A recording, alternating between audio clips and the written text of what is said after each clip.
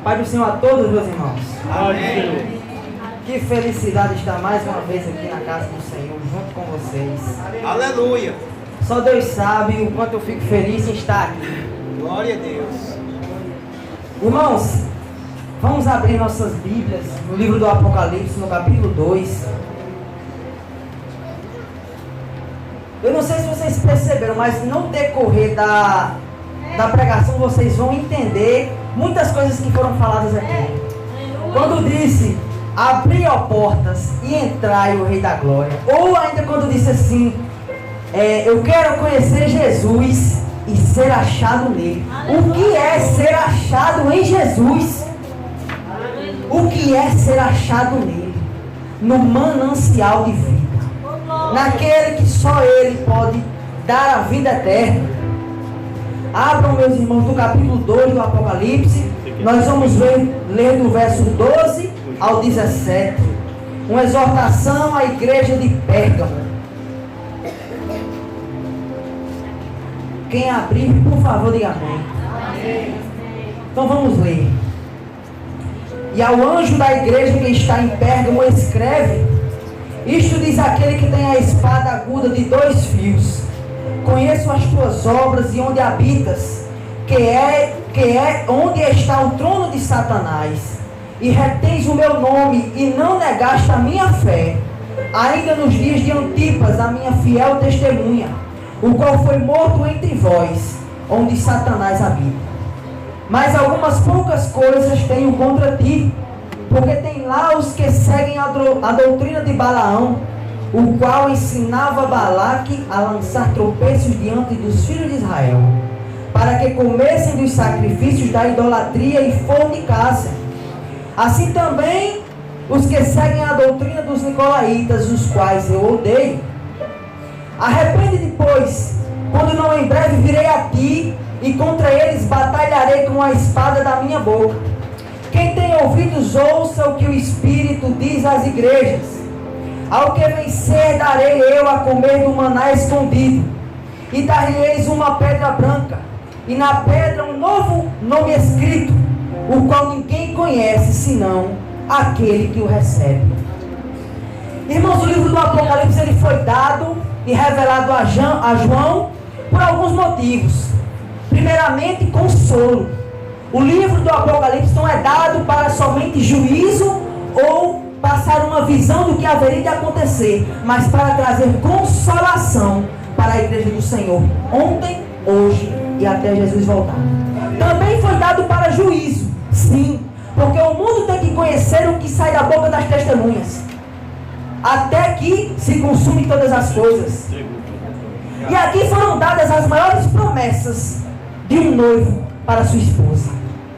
O corpo de Cristo o corpo de Jesus é o corpo do Cristo, e a cabeça de Jesus é o que termina o Cristo. O Cristo ele é uma junção de corpo e cabeça, de uma forma que Jesus e a igreja se tornam o Cristo. E aqui ele estava exortando e dando promessas de muitas coisas que aconteceram, que acontecem e que acontecerão, assim como tem no capítulo 2. Aqui, irmãos, ele está dando uma promessa para a igreja de Pérgamo, mas de uma forma que a promessa não é só para a igreja de Pérgamo. São 7 igrejas, a plenitude do Espírito de Deus no corpo do Senhor.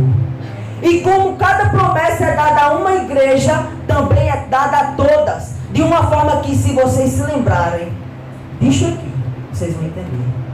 Todos os 7 fogos são um. Como se diz, eis que vis aquele que era, que eras, o Senhor Jesus e os 7 espíritos que estão diante do altar. Esses 7 espíritos estão nos simbolizando, porque quando o Senhor subiu, Ele nos levou em espírito. E aqui eu quero dizer a vocês que esta promessa não é só para a igreja de Pérgamo, mas para todas as 7. Assim como todas as repreensões são para as 7. Aqui é falado uma repreensão sobre fornicação e idolatria. E isto, irmãos, é uma mensagem para o nosso tempo e principalmente para as semanas que antecedem o que vai acontecer. Lembrem que próxima semana começa uma das maiores festas pagãs e que trazem desgraça para os jovens e para a igreja. Culto de jovens. E Deus, graças a Deus, escolheu essa mensagem para passar hoje. Aleluia! Um ano atrás, é impressionante como as coisas acontecem assim, tudo junto. Um ano atrás eu tinha essa mensagem pronta, num culto de jovens, mas eu não preguei ela. Só 2 pessoas escutaram essa mensagem da minha boca. Uma é dessa congregação, a outra é a minha mãe. E graças a Deus, Deus me deu esta oportunidade de trazer para vocês. Porque os nossos olhos, irmãos, devem estar nas promessas que o Senhor nos deixou. Eu pergunto para vocês, há alguma coisa que Ele disse que não se cumpriu? Ou alguma coisa que Ele disse antes que Ele não cumpriu? Então por que os nossos olhos se desviam daqui? Por que as pessoas se perguntam se é verdade? Hoje mesmo à tarde um jovem me perguntou: irmão, me ajude pelo amor de Deus. Eu ouvi pessoas questionando a palavra de Deus, se aquilo era verdade pelo grego, pelo hebraico. Por isso eu disse, sabe o que para ele? Meu irmão, abra João 21 e pergunte você mesmo, aleluia, se as palavras de Jesus são verdade. Porque toda vez que eu leio aquela mensagem eu me emociono. É impressionante quando Jesus pergunta: Pedro, você me ama? Aleluia. Pedro, você me ama? Aleluia. Quando ele pergunta de novo: Pedro, você me ama? Pedro se lembrou das negações. E ali eu ouvi a realidade da conversão de um dos maiores apóstolos. Não que um fosse maior do que o outro, mas cada um tem seu caminho, suas provações e deixou seu nome. Então, irmãos, todos os dias a palavra das promessas tem que vir à nossa mente. Porque barro sem água se quebra. A palavra é a água e nós somos o barro. Lembrai-vos, irmãos, todas as vezes que leem isso, das palavras dele, quando ele diz: eis que cedo venho. Ele exorta, ele repreende, porque ele repreende todos que amam. Se ele não nos amasse, ele não nos repreenderia. Porque filho não repreendido é como um carro sem freio, ele bate, e a batida é a perdição. Próxima semana, meus irmãos, é o carnaval. Uma festa que fala de fornicação e fala de idolatria. E esta é a repreensão para a igreja de Pérgamo. Mas delas não vamos falar hoje. Também não vamos falar tanto do Apocalipse, porque senão me empolgo, né? Eu quero levar vocês para o livro de Hebreus, no capítulo 10, no verso 1, quando diz assim: porque tendo a lei a sombra dos bens futuros, e não a imagem exata das coisas, ela nunca, pelos mesmos sacrifícios que continuamente se oferecem cada ano, poderiam aperfeiçoar os que a eles se chegam. O apóstolo Paulo, escrevendo aos Romanos, ele chama o livro de Isaías de lei, para que entendamos que a lei não é somente os 5 primeiros livros da Bíblia, mas todo o compilado da Escritura. Lei é a lei de Deus, e naquele contexto a lei é a lei de Deus. Então, irmãos, eu quero que vocês entendam que tudo que foi escrito até os evangelhos tinha uma realidade, e tudo era figura. Quando o Espírito de Deus se movia sobre a face das águas, já representava o Espírito de Deus descendo e gerando vida nos homens. Quando diz que a arca estava sobre as águas, a palavra não era sobre, a palavra era andava. Como é que uma arca anda, meus irmãos? Porque ela tinha a realidade de que o Filho de Deus iria e andaria sobre as águas. Aleluia. Então eu quero que vocês entendam que tudo que foi escrito tem uma realidade, e a realidade é o Senhor Jesus. Quando você pega o nome dele e a vida dele e coloca sobre aquilo que você não enxerga, esta é a realidade. E aqui ele diz algo interessante: dar-te-ei do maná escondido. Irmãos, o que é esse maná escondido que nós receberemos? Há uma divergência entre os irmãos do que é, do que pode ser.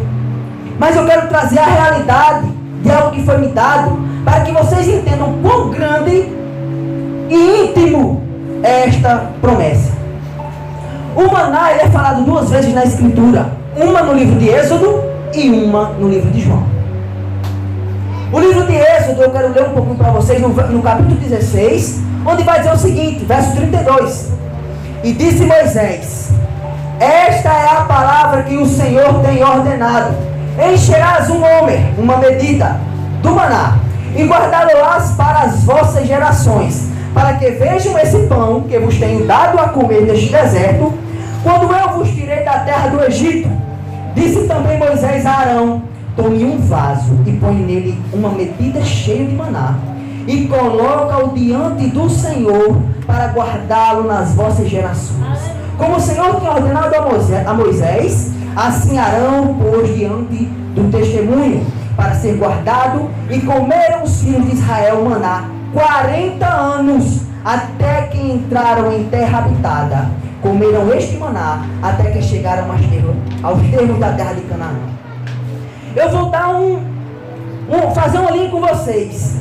Os filhos de Israel saíram do Egito e foram para um deserto onde não tinha colheita e nem água. Lá eles foram providos de água da rocha que o próprio apóstolo diz que era o Senhor. Então a água que saía deles era espiritualmente um espírito.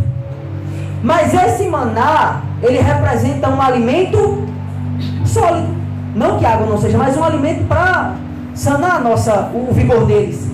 E aqui, irmãos, esse maná, durante 7 dias, todo dia caía do céu. No primeiro dia até o 5º dia, as pessoas que pegavam este maná se alimentavam e não poderiam guardar para o dia seguinte.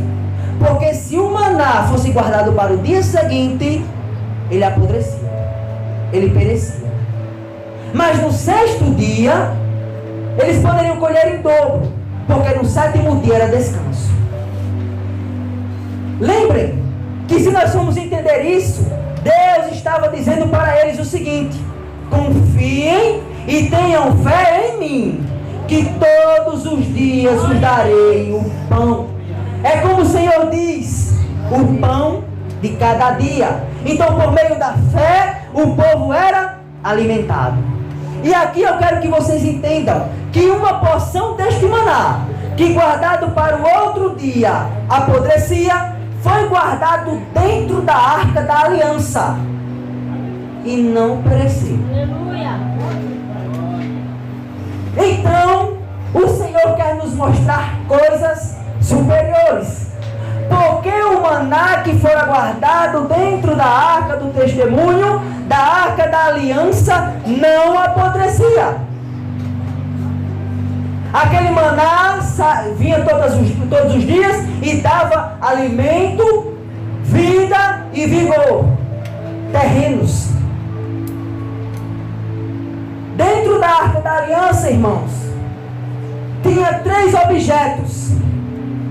Como Hebreus 9 diz, mas depois do segundo véu, isto é, o Santo dos Santos, estava o tabernáculo que se chama Santo dos Santos, que tinha o incensário de ouro, a arca da aliança coberta de ouro toda em redor, que tinha um vaso de ouro que continha maná, a vara de Arão e as tábuas da lei. Essas 3 coisas são promessas para a igreja. O porquê das tábuas, o porquê da vara e o porquê do maná. Talvez outro dia nós possamos falar das outras 2. Mas hoje nós vamos falar de uma promessa que é alimento e vida. Este maná, irmãos, que perecia todos os dias, foi guardado em um pote de ouro dentro da arca da aliança. E aqui eu quero que vocês entendam uma coisa. A arca de aliança, ela representa 2 coisas. Primeiramente, o trono de Deus. Porque tudo que Moisés fez no tabernáculo era figura do verdadeiro templo da Nova Jerusalém. Tudo que tem na Nova Jerusalém, onde Deus habita e onde está o trono de Deus, foi mostrado a Moisés no monte, e Deus diz: façai conforme tudo que viste no monte. E a arca da aliança representando o trono, mas também o filho. Por que o filho? Porque o apóstolo João, na sua 3ª carta, vai dizer que ele é a nossa propiciação. E a propiciação é a placa que estava acima da arca da aliança. De forma que, unida a arca com a tampa, ambas eram uma só. E sabendo que a arca da aliança representa nós, representa o filho e o trono, aqui temos 2 grandes revelações. Porque primeiramente, sabendo que representa o filho, sabemos que nos representa. Porque se estamos no filho, estamos onde Ele está. Irmãos, o trono de Deus é falado no Salmo 110. Quando o Senhor disse ao meu Senhor, e no verso 4 ele vai dizer o seguinte: para Cristo, assenta-te à minha direita, até que eu ponha os teus inimigos por estrado dos teus pés. Irmãos, quando Cristo sobe, nós vamos com Ele. E o trono do Pai, representado também na arca, assim é representado no corpo do Filho. Então, sabendo que dentro desta arca existia uma porção do maná para testemunho aos hebreus, testemunho aos israelitas, coberto de ouro, que não perecia, nós agora podemos entender o que é que Jesus falou em João 6. Cercado de judeus, cercado de escribas e doutores da lei, não entendendo a palavra do Filho pela sua incredulidade e pela sua falta de água espiritual.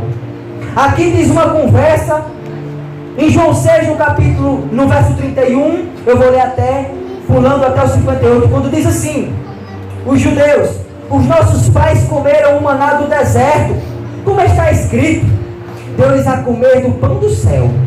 Disse-lhe Jesus então: na verdade vos digo, Moisés não vos deu o pão do céu, mas o meu Pai vos dá o pão do céu, porque o pão de Deus é aquele que desce do céu e dá vida ao mundo. Lembrem, o maná do deserto deu vida aos israelitas, mas Jesus agora diz: o verdadeiro pão do céu não é aquele que vossos pais comeram, mas o que o Pai entrega a vocês, que dá vida não só aos hebreus, mas ao mundo. E ele vai dizer: eu sou o pão da vida. Os vossos pais comeram maná no deserto e morreram.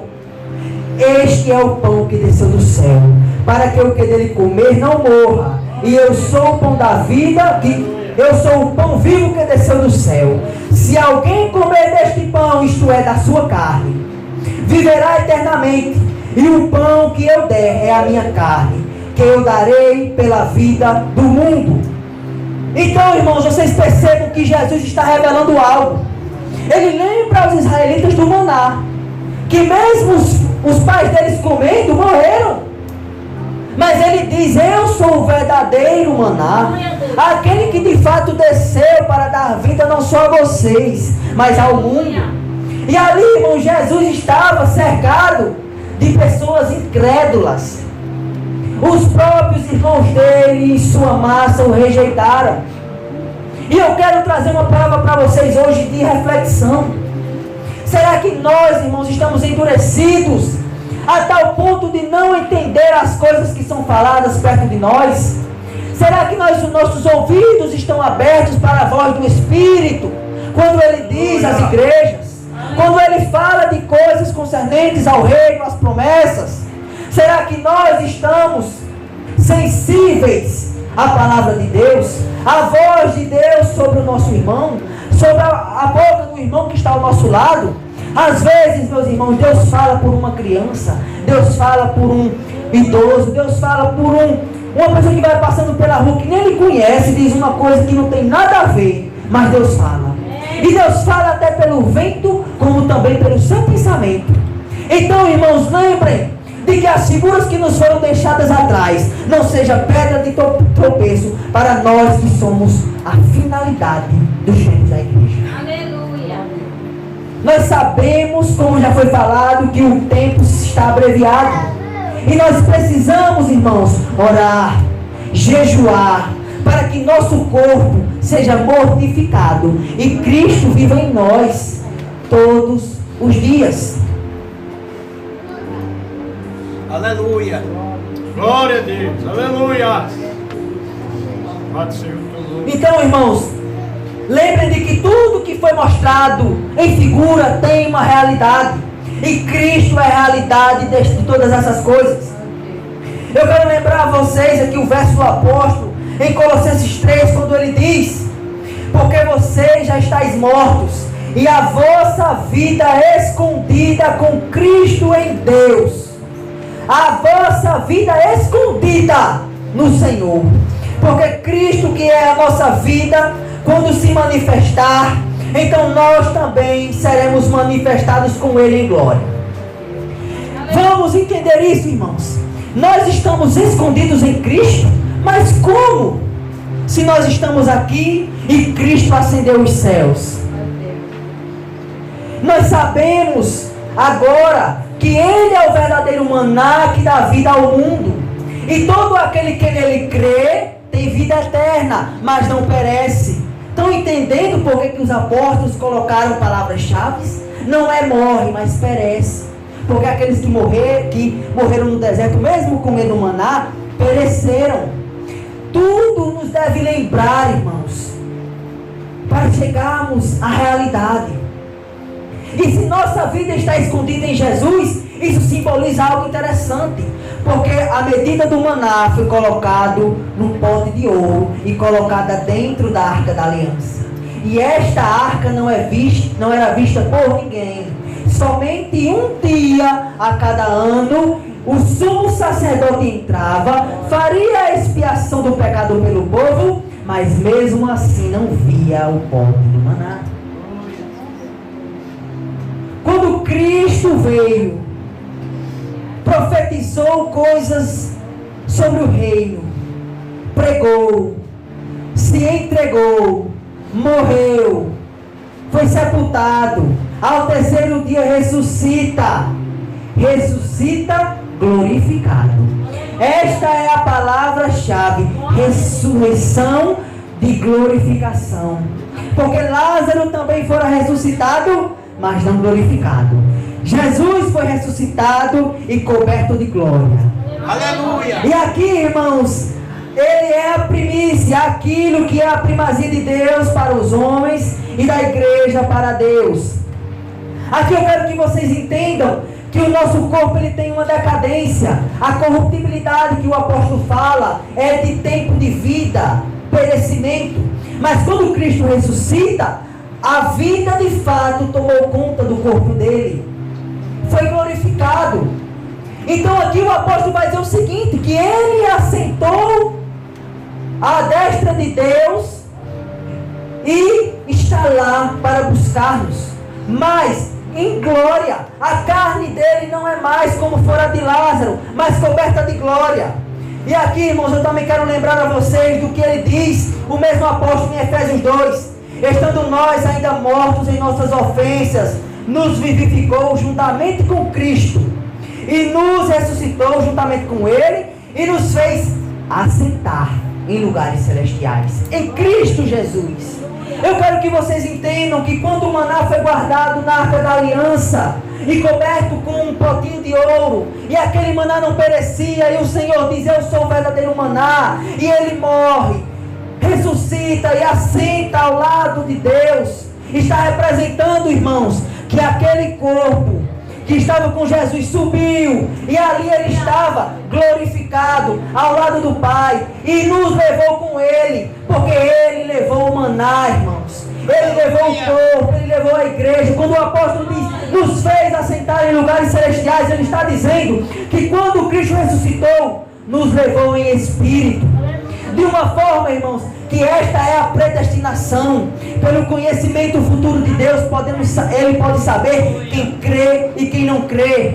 E sabendo disso, quando Ele ressuscita, Ele nos leva em espírito para estar junto ao Pai, para que no dia que Ele se manifeste, nós também nos manifestemos com Ele. E da mesma forma que o maná foi glorificado, assim o nosso corpo seja glorificado, porque este é a realidade do maná.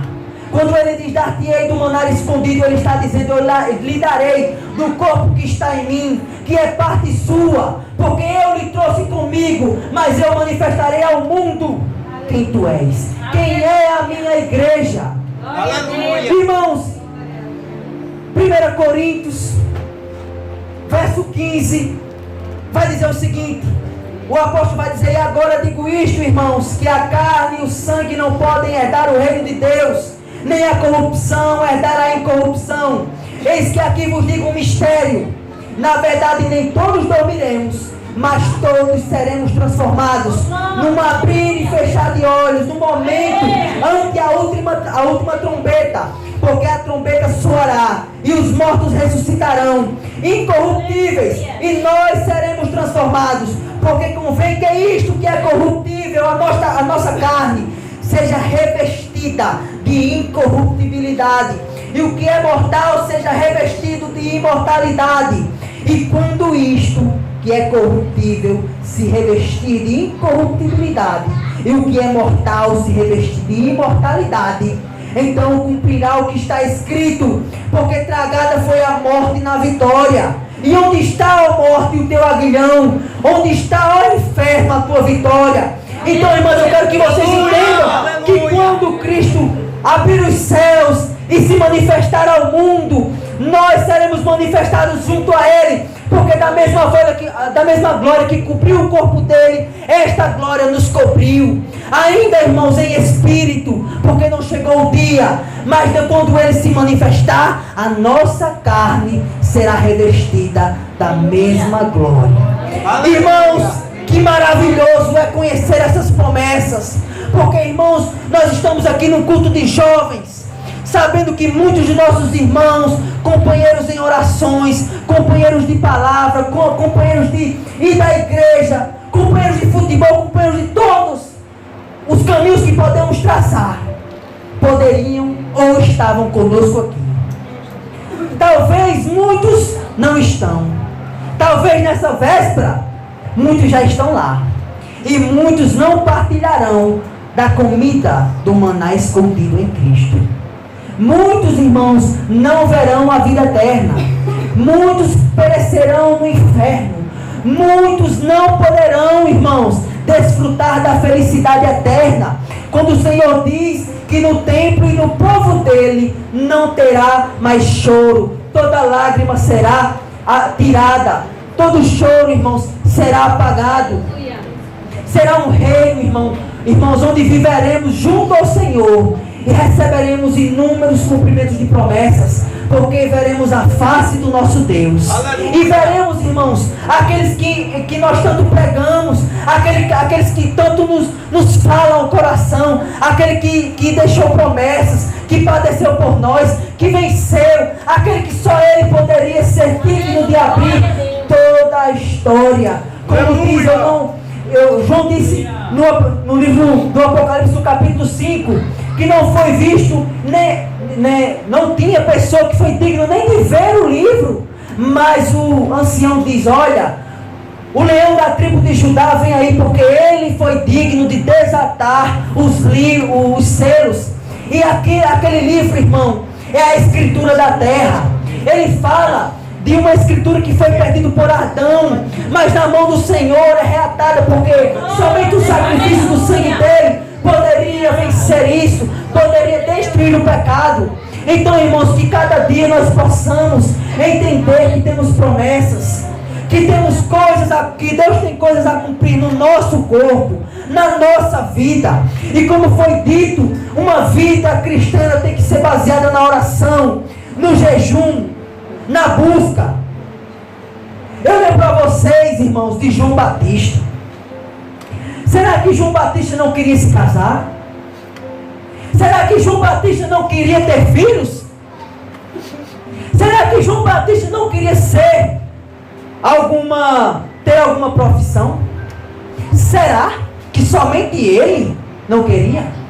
Será que, aliás, de quantas coisas ele abdicou por um propósito? Preparar o caminho daquele que vive. Aleluia! E quantos de nós, irmãos, estamos preparando este caminho? Quantos de nós estudamos essa palavra para ter uma boa palavra ao irmão que está caído? Quantos de nós oramos por aqueles que não podem orar? Quantos de nós nos esforçamos por aqueles que não têm forças? Irmãos, é impressionante. Parece uma coisa até brincadeira. Quantos jovens estão perdidos na prostituição? Quantos jovens estão perdidos, irmãos, na fornicação? Tantos que tocam, que pregam, mas que suas mãos estão manchadas. Eu trago aqui para vocês uma reflexão. tanto nós jovens, quanto nós adultos, idosos, qualquer idade. Para viver a palavra de Deus, não existe idade. Através do nosso esforço, receberemos galardão. Há uma grande diferença entre salvação e galardão.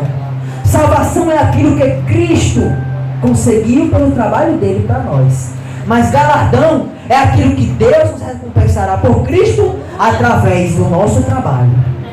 Não pensem que cada parábola daquele que o Senhor disse, cada cidade será dada a um. É em vão. O reino de Cristo será manifestado e através das nossas obras será manifestado ao resto dos que estão aqui ainda. Eu quero, irmãos, que vocês se lembrem destas palavras e que possam ser refletidas todos os dias nos corações de vocês. Que aquele maná que foi escondido na Arca da Aliança, figura da Arca da Aliança do trono de Deus, do templo de Deus, ele tinha a revelação em Cristo. E o corpo de Cristo glorificado é o pote de ouro, onde contém a carne que não perece, e onde contém a minha e a sua carne. Aleluia. E que possamos esperar todos os dias, irmãos, a vinda dele. Que possamos esperar de pé, como as duas igrejas que ficaram em pé, que não receberam repreensões. Que cada jovem aqui possa levar uma palavra aos que estão caídos. Que cada um aqui possa ir até aquele que está enfermo e possa levantá-lo. Que nós possamos, irmãos, ser aquilo que o nosso irmão precisa. Como a palavra diz, que Deus nos trouxe para ser reis e sacerdotes, não somente agora, mas no futuro. Ser rei é dominar sobre alguém. E aqui eu não quero falar disso, mas eu quero falar sobre o sacerdote.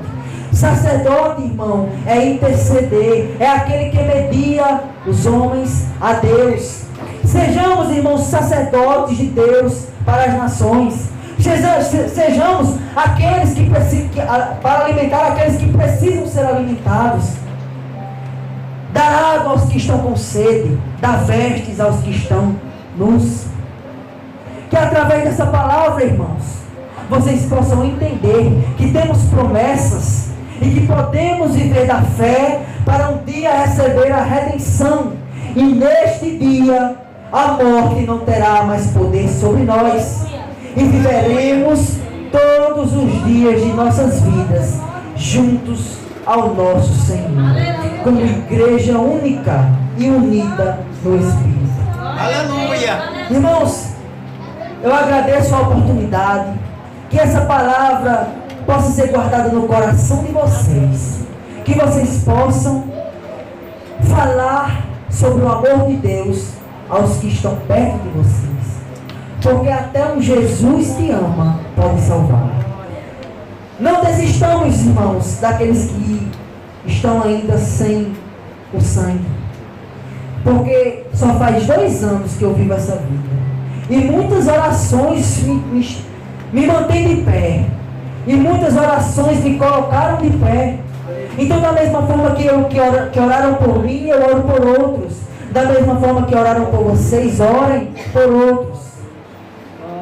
Eu agradeço a oportunidade a todos dessa igreja.